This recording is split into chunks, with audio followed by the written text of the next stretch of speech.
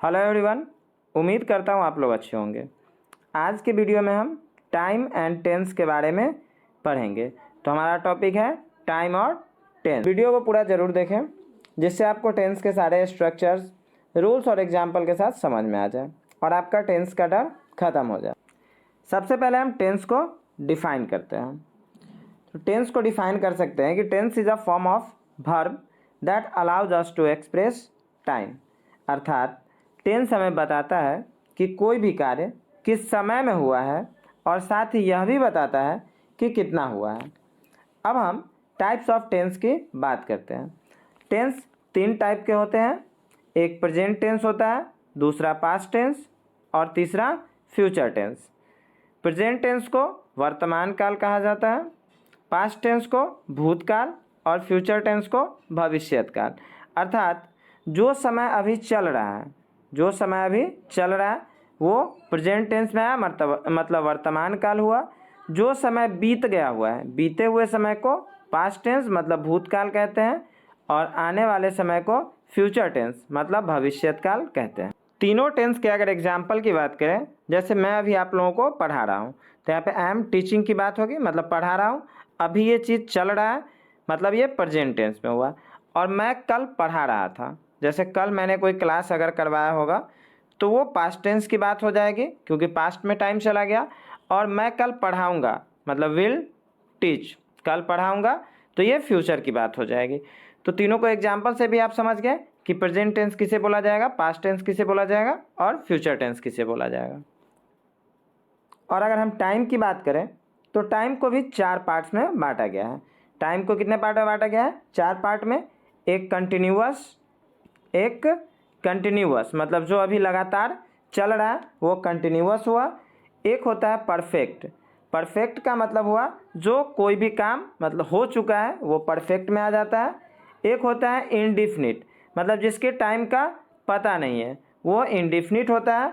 और एक होता है परफेक्ट कंटिन्यूअस, मतलब ये 4 टाइप से टाइम को बांटा गया है।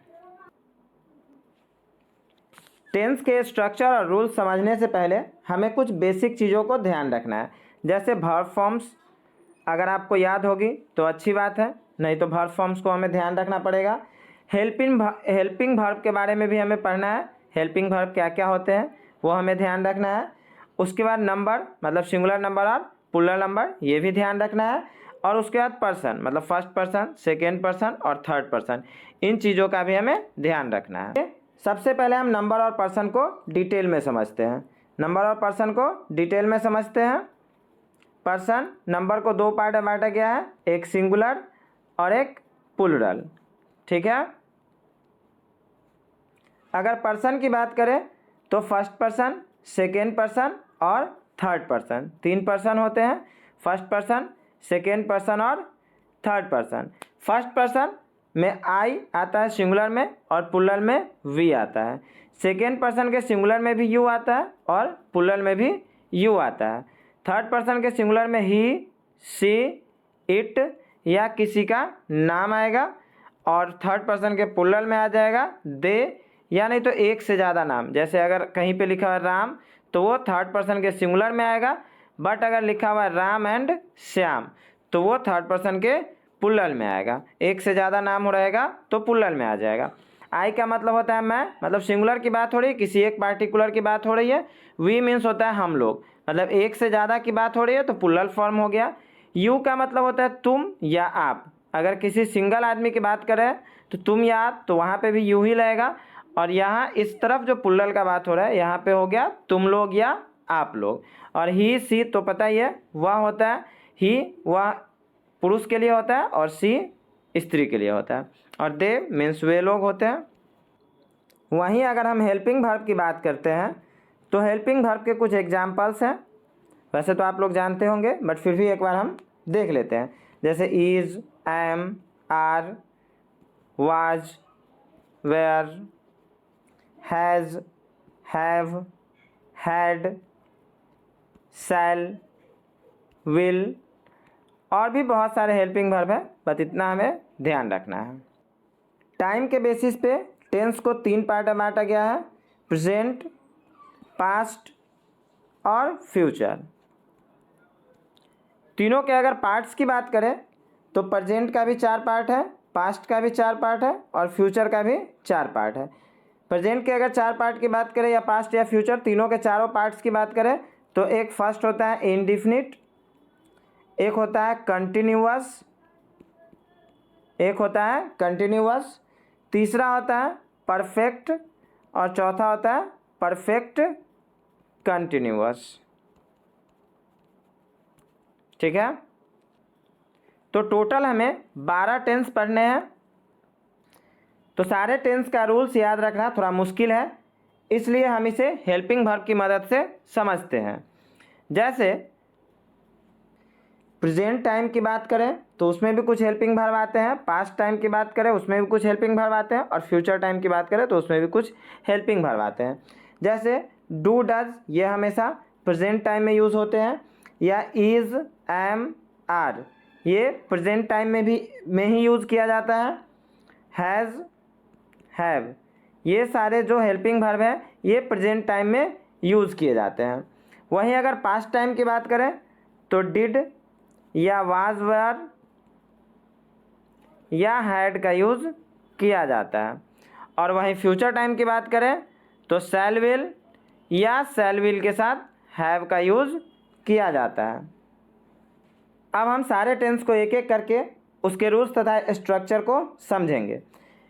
सारे टेंस के यूजेस का एक अलग से वीडियो बनाऊंगा, क्योंकि एक वीडियो में सब कुछ कवर करना थोड़ा मुश्किल हो जाता है और आप बोर भी हो जाएंगे। जैसे अगर हम सिंपल प्रेजेंट टेंस की बात करते हैं, सिंपल प्रेजेंट टेंस, ठीक है, इसको पहचानने के कुछ नियम हैं। जैसे हिंदी वाक्यों के अंत में ता हूँ या ती है या ते हैं, ये सब लगा होगा तो वो सेंटेंस जो होगा वो सिंपल प्रेजेंट टेंस का होगा। इसके स्ट्रक्चर की अगर बात करें तो इसमें सबसे पहले सब्जेक्ट होता है, उसके बाद V1 या V5 का यूज़ किया जाता है। अब सब्जेक्ट के अकॉर्डिंग वर्ब का कौन सा फॉर्म लगेगा वो हमें ध्यान रखना है, और सबसे लास्ट में ऑब्जेक्ट का यूज़ किया जाता है। जैसे इसका एग्जाम्पल हो गया, मैं खाता हूँ, मैं पढ़ता हूँ, मैं जाता हूँ, मैं पढ़ाता हूँ, मतलब ता हूँ, ती है, ते है, ये सारा कुछ हिंदी वाक्य के अंत में लगा रहता है। वहीं अगर हम इसके टेबल की बात करते हैं तो फर्स्ट पर्सन, सेकेंड पर्सन और थर्ड पर्सन, 3 पर्सन होते हैं। सिंगुलर और प्लूरल की अलग अलग हम बात करेंगे। तो फर्स्ट पर्सन में अगर हम टेबल बनाते हैं, ईट पे अगर बना रहे तो आई ईट हो जाएगा, और सेकेंड पर ये प्लूरल में अगर बनाते हैं तो वी ईट हो जाएगा। वहीं अगर सेकेंड पर्सन की बात करते हैं, यू के साथ भी ईट ही लगेगा और इधर भी यू के साथ भी ईट ही लगेगा। और थर्ड पर्सन की बात करें, ही, सी, इट या किसी का नेम रहेगा तो उसमें V5 का यूज़ होगा, मतलब इट्स का यूज़ किया जाएगा। और प्लूरल में अगर रहेगा दे या नेम्स रहेगा तो फिर V1 का ही यूज़ किया जाएगा, मतलब ईट का यूज़ किया जाएगा। तो जैसा अभी आप देखे हैं कि सिंपल प्रेजेंट टेंस में एक ही हमारा स्ट्रक्चर चेंज होता है, और वो कहाँ पे होता है, थर्ड पर्सन के सिंगुलर नंबर में।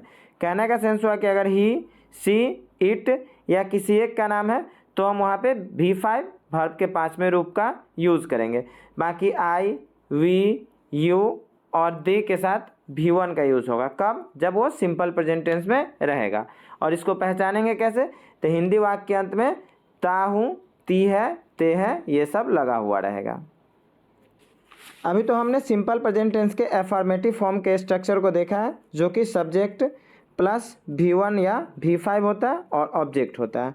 वहीं अगर हम निगेटिव फॉर्म की बात करें, सिंपल प्रेजेंट टेंस में अगर कोई भी हमारा सेंटेंस निगेटिव में रहेगा तो उसका स्ट्रक्चर हो जाएगा सब्जेक्ट, उसके बाद डू नॉट या डज नॉट का यूज़ हो जाएगा, या इसको हम शॉर्ट फॉर्म में डोंट या डजंट लिख सकते हैं। फिर उसके बाद V1 का यूज़ होगा, फिर ऑब्जेक्ट होगा। तो आप सोच रहे होंगे कि अभी तो जस्ट बता रहे थे V1 और V5 दोनों, तो यहाँ पे अगर निगेटिव फॉर्म की बात करते हैं तो डज तो यूज़ हो ही रहा है, और डू का अगर हम वर्ब फॉर्म लिखते हैं तो डू, डिड, डन, डूइंग और डज, मतलब V5 में डज आता है। तो इस वजह से यहाँ पे अगर V5 का एक बार हम यूज़ कर लिए हैं तो फिर दोबारा से हमको V5 का यूज़ नहीं करना है। और नेगेटिव फॉर्म में भी आई, वी, यू और दे के साथ डू का यूज़ होगा, और ही, सी, इट और नेम के साथ डज का यूज़ होगा। मतलब सिंपल प्रेजेंट टेंस में अगर हमारा कहीं पे मैटर होता है, कोई भी चीज़ अगर हमारा चेंज करना होता है तो थर्ड पर्सन के साथ होता है, और वो कहाँ होता है, ही सी इट और नेम के साथ। वहीं अगर हम इंट्रोगेटिव फॉर्म की बात करते हैं तो यहाँ पे डू डज पहले आ जाएगा। अब वो सब्जेक्ट के अकॉर्डिंग डिपेंड करेगा कि डू लगेगा या डज। उसके बाद सब्जेक्ट होगा, फिर V1 होगा, फिर ऑब्जेक्ट होगा। जैसे अगर कहीं पे ट्रांसलेशन है क्या तुम पढ़ते हो, तो पहले हम बना लेते हैं तुम पढ़ते हो, उसका ट्रांसलेशन बनाएंगे। तो तुम पढ़ते हो उसका क्या बनेगा, यू रीड। बट अगर हम इंट्रोगेटिव की बात करते हैं तो क्या यहाँ पे लग गया, तो डू डज लगाना है। अब देखेंगे कि यू के साथ कौन सा लगेगा, डू या डज, तो यू के साथ डू लगेगा। जैसा हम पहले बताए हैं कि आई, वी, यू और दे के साथ V1 का यूज़ होता है, ठीक है। तो इसके वजह से यहाँ पे डू का यूज़ होगा। वहीं अगर हम दूसरा एग्जाम्पल देखते हैं, जैसे वह खाती है, तो वह खाती है तो क्या हो जाएगा, लड़की का बात हो रहा है यहाँ पे, सी हो जाएगा और सी के साथ V5 लगेगा, इट्स। लेकिन वहीं अगर इंट्रोगेटिव की बात हो रही है, क्या वह खाती है, तो डज पहले आ जाएगा, डज सी इट। और अगर निगेटिव की बात करते हैं कि वह नहीं खाती है, तो फिर सी और सी के साथ फिर डज नॉट का यूज़ होगा। क्या होगा, डज नॉट ईट। यहीं पे अगर रहता कि मैं नहीं खाता हूँ, अगर यहाँ पे हम बात करते हैं मैं नहीं खाता हूँ, तो पहले बना लेते हैं मैं खाता हूँ, इसका क्या होगा, आई ईट। तो जैसे ही नहीं लग गया मतलब निगेटिव हो गया। अब यहाँ ध्यान रखना है कि आई के साथ हमारा डू लगेगा या डज, तो आई के साथ डू लगेगा, तो आई डू नॉट ईट। अब हम प्रेजेंट कंटिन्यूअस टेंस को समझते हैं। प्रेजेंट कंटिन्यूअस टेंस हिंदी वाक्य को पहचानने का इसका नियम है कि हिंदी वाक्य के अंत में रहा हूँ, रही है या रहे हैं लगा हुआ रहता है। जैसे एग्जाम्पल हो गया, मैं खा रहा हूँ, मैं पढ़ा रहा हूँ, मैं जा रहा हूँ, वह खेल रही है, वह पढ़ रही है। इस तरह से रहा हूँ, रही है, रहे हैं लगा हुआ रहेगा, तो वो प्रेजेंट कंटिन्यूअस टेंस में आता है। अगर हम इसके स्ट्रक्चर की बात करें तो सब्जेक्ट के साथ एम या इज या आर लगता है, फिर वर्ब के चौथे रूप V4 का यूज़ किया जाता है और फिर ऑब्जेक्ट का यूज़ किया जाता है। अब V4 याद करने के लिए हमको कुछ नहीं सोचना है, V1 के साथ बस ING लगा देना है। जैसे V1 अगर प्ले हो रहा है किसी का, तो V4 हो जाएगा प्लेइंग, ठीक है। अगर ईट की बात करते हैं तो V4 हो जाएगा ईटिंग। अब डिपेंड करता है कि सब्जेक्ट में एम लगेगा या इज लगेगा या आर लगेगा। तो जैसा आप पहले भी पढ़े होंगे कि आई के साथ हमेशा एम का यूज़ होता है। ही, सी, इट या किसी एक का नाम रहेगा तो उसके साथ इज का यूज़ होगा, और अगर दे की बात करते हैं या एक से ज़्यादा नाम रहेगा तो आर का यूज़ होगा। तो इसके अकॉर्डिंग हम इस स्ट्रक्चर से समझ करके टेबल बनाते हैं। जैसे हम टेबल की बात करते हैं तो first person, second person, third person. First person में आई आ जाएगा तो आई एम, इट पे अगर बना रहे हैं तो आई एम ईटिंग, और अगर प्लूरल की बात करते हैं तो वी आर ईटिंग। अगर सेकेंड पर्सन की बात करते हैं तो यू आर ईटिंग, और प्लूरल की बात करते हैं तो इसमें भी यू आर ईटिंग ही यूज़ होगा। थर्ड पर्सन के सिंगुलर की बात करें तो ही, सी, इट, और नेम के साथ क्या लगेगा, इज लगेगा, तो इज ईटिंग। और यहाँ पे अगर प्लूरल की बात करें तो दे और नेम्स मतलब एक से ज़्यादा नाम रहेगा तो आर ईटिंग। तो यहाँ पे भी आप समझ गए कि हर एक स्ट्रक्चर में V4 का यूज़ यहाँ पे हुआ है, कहाँ, प्रेजेंट कंटिन्यूअस टेंस में। दूसरी बात कि एम, इज या आर का जो हम हेल्पिंग वर्ब का यूज़ कर रहे हैं, ये हमारा सब्जेक्ट के ऊपर डिपेंड करता है। जैसे आई और वी के साथ, आई के साथ एम लगेगा, वी, यू और दे के साथ आर लगेगा, और ही, सी, इट और नेम के साथ इज लगेगा। अगर हम इसके कुछ एग्जाम्पल की बात करते हैं, जैसे वह खा रही है तो she is eating, she is eating. अगर ट्रांसलेशन रहेगा वह जा रही है तो सी इज़ गोइंग। अगर बात करते हैं कि वे लोग खेल रहे हैं, वे लोग खेल रहे हैं, तो वे लोग का क्या हो जाएगा, दे, तो दे आर प्लेइंग। वहीं अगर इस टेंस के निगेटिव फॉर्म की बात करते हैं, कंटिन्यूअस टेंस के निगेटिव फॉर्म की अगर बात करते हैं, तो सब्जेक्ट एम, इज या आर जो भी रहेगा, उसके बाद नॉट आ जाएगा, फिर V4, फिर ऑब्जेक्ट। जैसे अगर एग्जाम्पल की बात करें, आई एम नॉट ईटिंग, मैं नहीं खा रहा हूँ, या यू आर नॉट प्लेइंग, मतलब तुम नहीं खेल रहे हो या तुम लोग नहीं खेल रहे हो। वहीं अगर हम इस टेंस के इंट्रोगेटिव फॉर्म की बात करें तो इंट्रोगेटिव फॉर्म में एम इज़ आर पहले आ जाएगा। कभी भी कहीं पे भी इंट्रोगेटिव फॉर्म की अगर बात होगी तो हेल्पिंग वर्ब हमारा जो रहेगा वो पहले आ जाएगा, उसके बाद सब्जेक्ट, फिर V4, फिर ऑब्जेक्ट। अब सब्जेक्ट के अकॉर्डिंग हमको ध्यान रखना है कि एम आएगा या इज आएगा या आर आएगा। जैसे क्या वह रो रही है, तो पहले हम बना लेते वह रो रही है इसका, तो इसका क्या बनेगा, सी इज़ वीपिंग।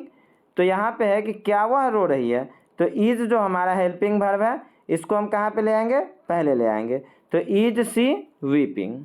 तो अब हम प्रेजेंट परफेक्ट टेंस की बात करते हैं।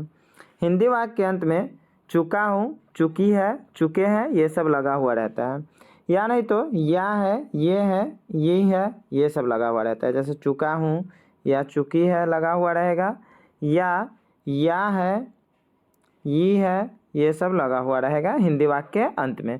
जैसे एग्जाम्पल की बात करें, मैं खा चुका हूँ, ये प्रेजेंट परफेक्ट टेंस में हुआ। या नहीं तो इसको ऐसे भी हम लिख सकते हैं कि मैंने खाया है, मैंने खाया है। इसमें थोड़ा सा कन्फ्यूज़न होता है कि जैसे मैंने खाया है, या ये है, या ये है, ये सब अगर लगा हुआ रहेगा तो प्रेजेंट परफेक्ट होगा। बट अगर सिर्फ या, ये और ये लगा हुआ रहेगा तो सिंपल पास्ट हो जाएगा। वो कैसे, ये देखते हैं। जैसे रहेगा मैंने खाया, मैंने खाया, तो ये सिंपल पास्ट में हो जाएगा। मैंने पढ़ा तो सिंपल पास्ट में हो जाएगा। बट अगर यहीं पे है मैंने खाया है तो प्रेजेंट परफेक्ट, मैंने पढ़ा है तो प्रेजेंट परफेक्ट। बट अगर मैंने खाया और मैंने पढ़ा तो ठीक है, बट यहाँ पे अगर लिख देते हैं मैंने खाया था, मतलब या था, या ई थे, या ई थे, तो इस तरह से अगर रहेगा तो ये हो जाएगा पास्ट परफेक्ट टेंस में। तो इसकी और हम डिटेल आगे बात करेंगे और भी एग्जाम्पल से इसको हम डिटेल में समझेंगे। अब हम प्रेजेंट परफेक्ट टेंस के स्ट्रक्चर की बात करते हैं। Subject plus has have plus V3 plus object, इसका स्ट्रक्चर होता है। अब जैसे हम अगर कोई ट्रांसलेशन लिखते हैं, जैसे मैं खा चुका हूँ, मैं खा चुका हूँ, तो क्या हो जाएगा आई, और आई के साथ हैव लगेगा तो आई हैव ईटेन, मतलब मैं खा चुका हूँ, या यही रहता है मैंने खाया है, फिर भी यही होगा। अगर इसको हम टेबल से समझते हैं तो जैसे पर्सन में है फर्स्ट पर्सन, सेकेंड पर्सन और थर्ड पर्सन, ठीक है। सिंगुलर प्लुरल की बात करते हैं।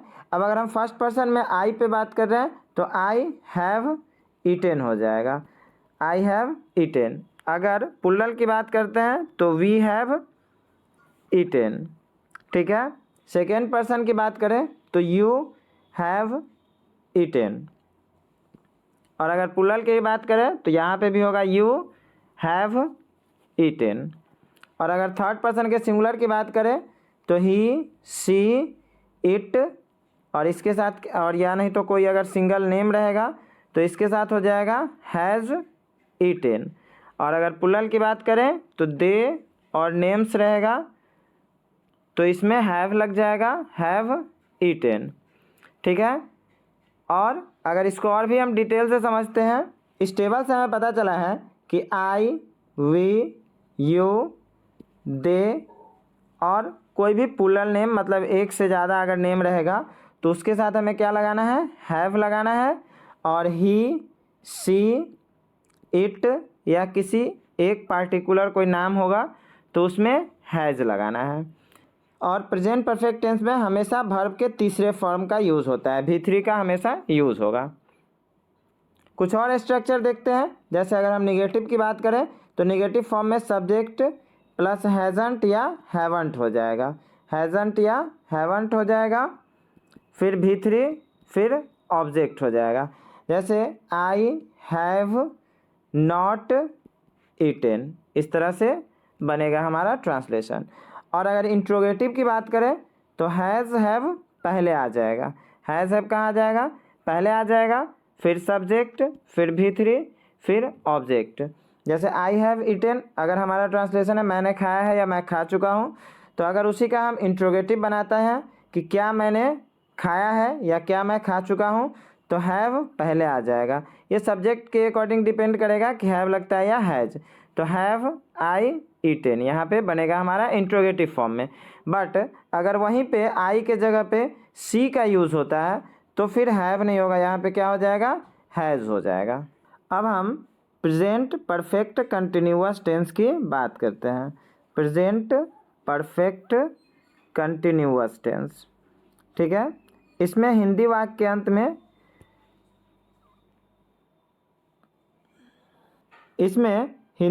अंत में ता रहा हूँ, ती रही है, ते रहे हैं, ये सब लगा हुआ रहता है, प्लस साथ में टाइम भी लगा हुआ रहेगा। जैसे अगर हम एग्जाम्पल की बात करें तो हो सकता है कि इस तरह का ट्रांसलेशन रहेगा, मैं खाता रहा हूँ। अब गौर से इसको समझिएगा, अगर सीधा लिखा हुआ मैं खा रहा हूँ तो प्रेजेंट कंटिन्यूअस हो जाएगा, बट अगर है मैं खाता रहा हूँ, कंटिन्यूअस ये काम चलता रहा तो प्रेजेंट परफेक्ट कंटिन्यूअस में हो जाएगा। अगर वहीं पे है कि मैं सुबह से पढ़ता रहा हूँ तो ये भी प्रेजेंट परफेक्ट कंटिन्यूअस में आएगा, मैं सुबह से पढ़ता रहा हूँ, तो ये भी प्रेजेंट परफेक्ट कंटिन्यूअस टेंस में आ जाएगा। अगर इसके स्ट्रक्चर की बात करें तो इसमें subject plus has have, subject के अकॉर्डिंग हैज़ या हैव आता है, फिर बिन आ जाता है, और फिर उसके बाद V4 और फिर ऑब्जेक्ट आता है, ठीक है। जैसे हम एग्जाम्पल इसका लेते हैं तो अगर हम मैं पढ़ता रहा हूँ इसका अगर ट्रांसलेशन बनाते हैं तो आई के साथ हैव बीन आएगा, तो आई हैव बीन रीडिंग। इस तरह से इसका हमारा ट्रांसलेशन बनेगा। अगर हम इसके टेबल की बात करें तो टेबल में फर्स्ट पर्सन, सेकेंड पर्सन और थर्ड पर्सन, 3 पर्सन होते हैं।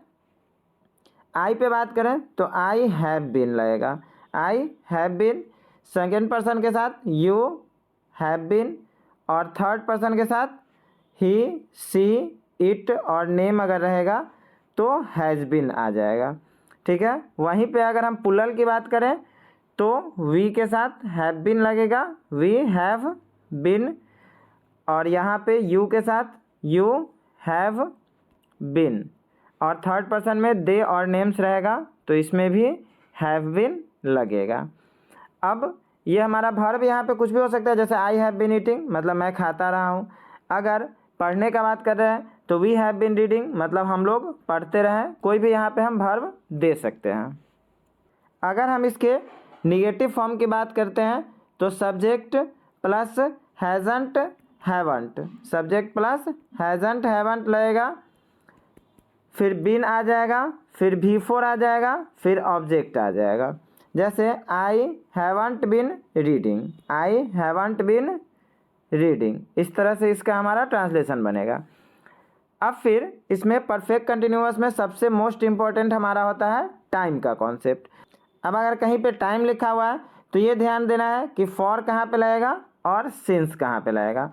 तो अगर टाइम निश्चित है, अगर निश्चित समय है तो उसके लिए सिंस लगेगा, बट अगर अनिश्चित समय है, निश्चित नहीं है, तो फॉर लगेगा।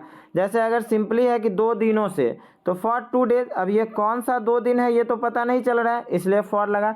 बट अगर सुबह से इस तरह का लिखा हुआ है तो फिक्स है कि सुबह से मतलब टाइम निश्चित है तो सिंस मॉर्निंग हो जाएगा। या अगर कहीं पे लिखा हुआ है बचपन से मतलब सिंस चाइल्डहुड, इस तरह का अगर रहेगा।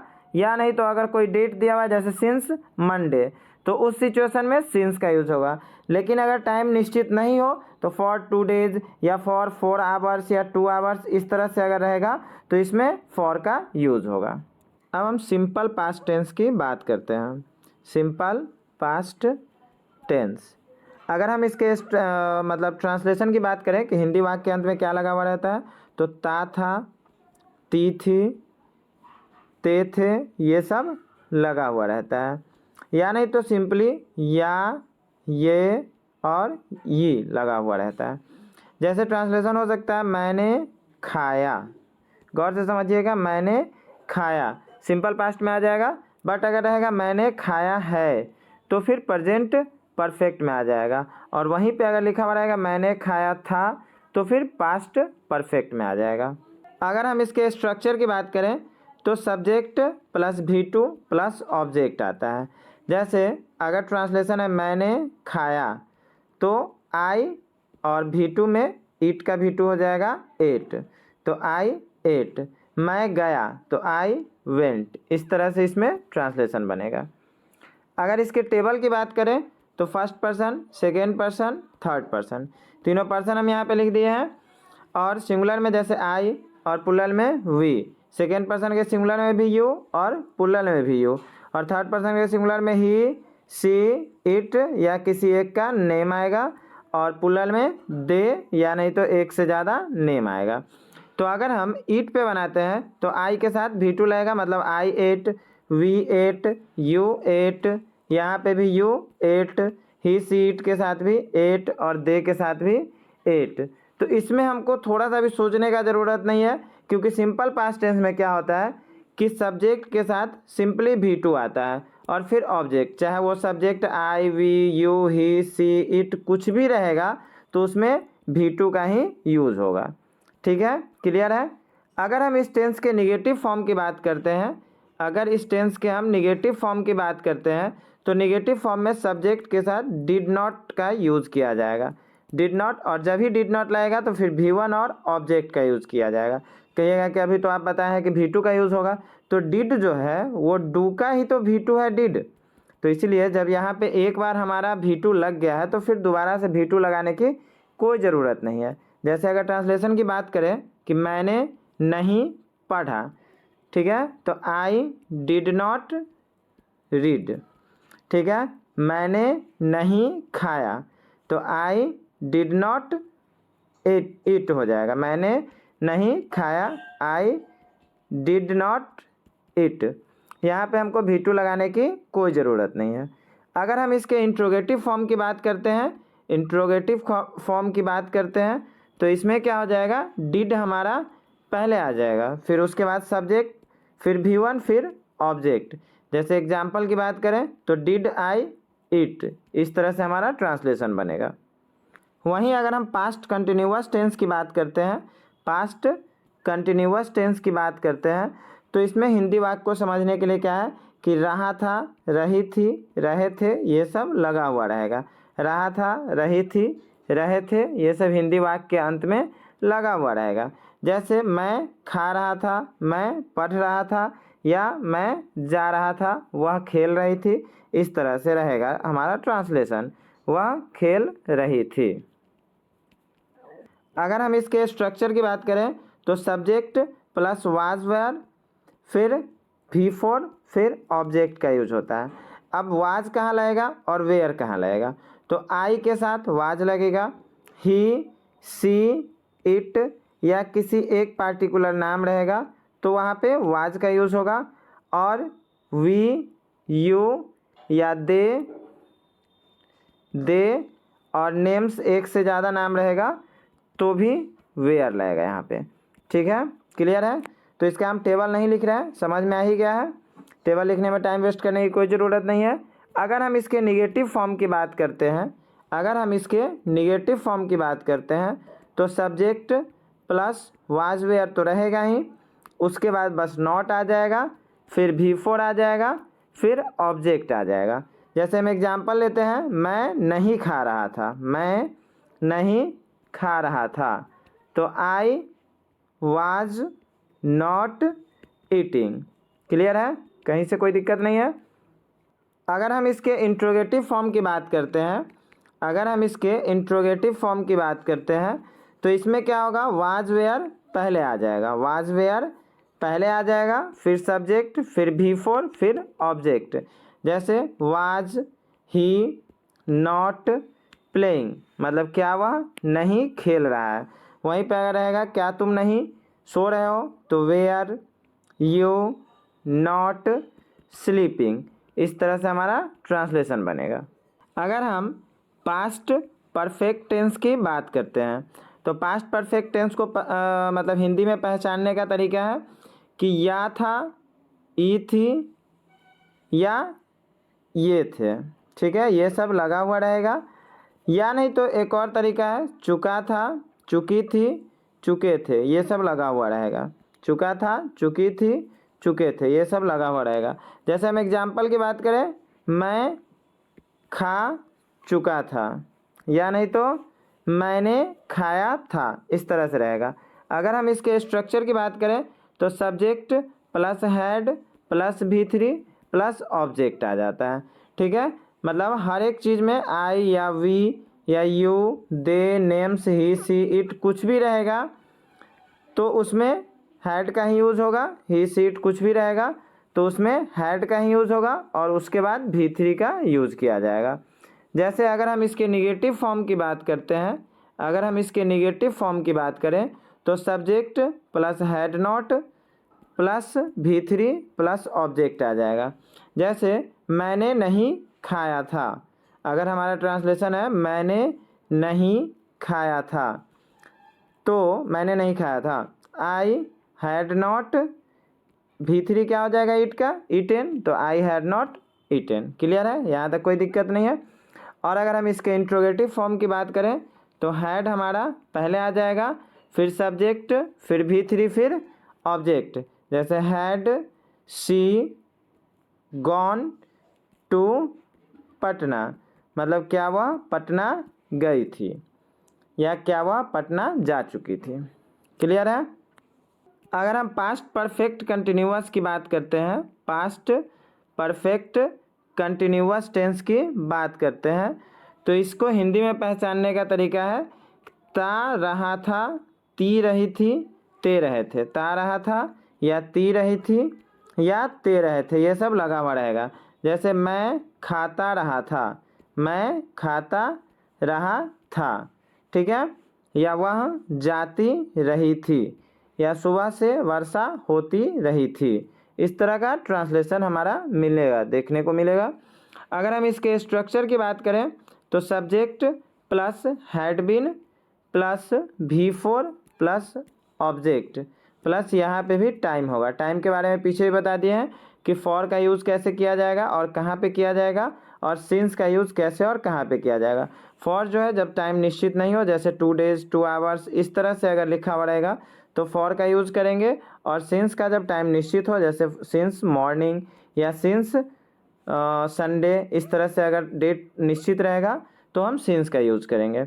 वहीं अगर हम इसके निगेटिव फॉर्म की बात करें तो subject plus had plus not plus been plus V4 plus object का यूज़ होगा। वहीं पे हैड नॉट को हम शॉर्ट फॉर्म में हैडंट भी लिख सकते हैं। और अगर हम इसके इंट्रोगेटिव फॉर्म की बात करते हैं तो had plus subject plus been plus V4 plus object plus time आ जाएगा। क्लियर है, और हम इसको एग्जाम्पल से समझेंगे आगे। वहीं अगर हम सिंपल फ्यूचर टेंस की बात करते हैं, सिंपल फ्यूचर टेंस, तो फ्यूचर टेंस में सबसे पहले गागे की लगा हुआ रहेगा। जैसे अगर हम ट्रांसलेशन की बात करेंगे तो हिंदी वाक्य के अंत में मैं खाऊंगा, इस तरह से लगा हुआ रहेगा सिंपल फ्यूचर टेंस में। ठीक है, तो इसका स्ट्रक्चर हो जाएगा subject plus shall will, subject plus shall will plus V1 plus object. ठीक है, जैसे हम कुछ ट्रांसलेशन को देख लेते हैं। जैसे मैं खाऊंगा, ठीक है, तो आई शैल इट। अब हमें ये ध्यान रखना है कि कहाँ पे शैल का यूज़ होगा और कहाँ पे विल का यूज़ होगा। तो आई और वी के साथ बस शैल का हम यूज़ करेंगे, और बाकी जो भी आता है ही, सी, इट या किसी एक का नेम आएगा या यू या दे, ये सब कहीं पे भी देखने को मिले तो वहाँ पे हम लोग किसका यूज़ करेंगे, विल का यूज़ करेंगे। इस सब के साथ किसका यूज़ होगा, विल का यूज़ होगा। वहीं अगर हम इसके निगेटिव फॉर्म की बात करते हैं तो सब्जेक्ट प्लस शैल विल के साथ नॉट का यूज़ हो जाएगा, फिर V1 फिर ऑब्जेक्ट का यूज़ होगा। ठीक है, और अगर हम इंट्रोगेटिव फॉर्म की बात करें तो शैल विल पहले आ जाएगा प्लस सब्जेक्ट फिर V1 फिर ऑब्जेक्ट का हम यूज़ करेंगे। जैसे मैं नहीं खाऊंगा, अगर इस तरह का ट्रांसलेशन है मैं नहीं खाऊंगा तो इसका क्या बनेगा, आई विल नॉट इट, और विल नॉट को ही शॉर्ट फॉर्म में वॉन्ट लिखा जाता है, WONT इस तरह से लिखा हुआ जाएगा। अगर हम फ्यूचर कंटिन्यूअस टेंस की बात करते हैं, फ्यूचर कंटिन्यूअस टेंस, ठीक है। इसको हिंदी में पहचानने का नियम है रहा हूँगा, रही होगी, रहे होंगे, रहा हूँगा, रही होगी या रहे होंगे। इस तरह से हिंदी में इसको पहचानेंगे। जैसे मैं खा रहा हूँगा, मैं खा रहा हूँगा, या वह गा रही होगी। इस तरह से हिंदी में इसका पहचान होता है। अगर हम इसके स्ट्रक्चर की बात करें तो subject plus shall will plus be, B E का यूज़ होता है, बी, फिर V4, फिर ऑब्जेक्ट की बात होती है। जैसे आई विल बी रीडिंग, मतलब मैं पढ़ रहा हूँगा, आई विल बी रीडिंग, मैं पढ़ रहा हूँगा। अगर यहीं पे इसके निगेटिव फॉर्म की बात करें तो subject plus shall will plus not plus be plus V4 plus object का यूज़ होता है, ठीक है। जैसे I shall not be eating या I shall not be going, कुछ भी यहाँ पे हम लिख सकते हैं, ठीक है। अब रहा बात कि शैल और विल के बारे में, जैसा हम पहले बताए हैं कि आई और वी के साथ शैल का यूज़ होगा और बाकी ही, सी, इट, नेम, यू, दे, इस सब के साथ विल का यूज़ होगा। क्लियर है यहाँ तक। वहीं अगर हम फ्यूचर परफेक्ट टेंस की बात करते हैं, फ्यूचर परफेक्ट टेंस की अगर हम बात करते हैं तो हिंदी वाक्य में चुकेगा, चुकेगी, चुकेंगे इस तरह से लगा हुआ रहेगा। जैसे अगर लिखा हुआ है मैं खा चुकूँगा, मैं खा चुकूँगा, वह गा चुकेगी, इस तरह से अगर लिखा हुआ रहेगा तो वो फ्यूचर परफेक्ट टेंस में आता है, ठीक है। अगर हम इसके स्ट्रक्चर की बात करते हैं तो subject plus shall will plus have plus V3 plus object का यूज़ होता है, ठीक है। यहाँ पे शैल और विल सब्जेक्ट पे डिपेंड करता है क्या होगा। जैसे आई और वी के साथ शैल का यूज़ होगा, बाकी सब के साथ विल का यूज़ होगा। और यहाँ पे हैव जो है वो फिक्स रहेगा, हैव को ऐसा नहीं है कि हम आई या ही, सी, इट के साथ हैज में चेंज करेंगे, ऐसा कुछ नहीं है। जैसे हम ट्रांसलेशन का बात करते हैं तो आई शैल हैव ईटेन, और अगर यहीं पे ही का बात होगा तो ही विल हैव ईटेन। बस हमारा यहाँ पे शैल और विल चेंज होगा और हैव दोनों में लगेगा, ठीक है। वहीं अगर हम इसके निगेटिव फॉर्म की बात करें तो subject plus shall will plus not आ जाएगा, फिर उसके बाद have plus V3 plus object का यूज होगा। और अगर हम इंट्रोगेटिव फॉर्म की बात करें तो शैल will plus subject plus have plus V3 plus object का यूज़ होगा। वहीं अगर हम फ्यूचर परफेक्ट कंटिन्यूअस की बात करते हैं, फ्यूचर परफेक्ट कंटिन्यूअस की बात करते हैं तो इसमें हमको हिंदी वाक्य को पहचानने के लिए रहा होगा या रही होगी या रहे होंगे ये सब लगा हुआ रहता है। जैसे मैं नाच रहा हूँगा या मैं पढ़ा रहा हूँगा, इस तरह से रहेगा। तो इसमें सबसे बड़ी बात है कि फ्यूचर कंटिन्यूअस और फ्यूचर परफेक्ट कंटिन्यूअस में कन्फ्यूज़न की बात आ जाती है। तो जब हमारे किसी भी ट्रांसलेशन में टाइम अगर लगा हुआ रहेगा, जैसे मैं सुबह से पढ़ा रहा हूँगा, तो इस तरह का अगर रहेगा सुबह से पढ़ा रहा हूँगा, तो इस तरह से अगर लिखा हुआ रहेगा तो उसको हमें फ्यूचर परफेक्ट कंटिन्यूअस में समझना है। और इसका स्ट्रक्चर हो जाएगा subject plus shall will plus have been plus V4 plus object plus time. जैसे हम इसके अगर ट्रांसलेशन की बात करते हैं कि राम 2 घंटों से इस कार को चला रहा होगा, राम 2 घंटों से इस कार को चला रहा होगा, इस कार को चला रहा होगा, तो हो जाएगा राम, और राम के साथ शैल रहेगा या विल रहेगा, तो विल रहेगा, तो राम विल हैव बीन। और चलाने का क्या हो जाएगा ड्राइव, तो ड्राइव से बन जाएगा ड्राइविंग, V4 यहाँ पे हो जाएगा the driving this car for 2 hours. Clear है। तो उम्मीद करता हूँ अभी तक जो वीडियो आप देखे हैं वो अच्छे से समझ में आया होगा। टेंस के यूज़ का एक अलग से हम वीडियो डालेंगे। अगर वीडियो अच्छा लगा हो तो लाइक और शेयर ज़रूर करें। Thank you.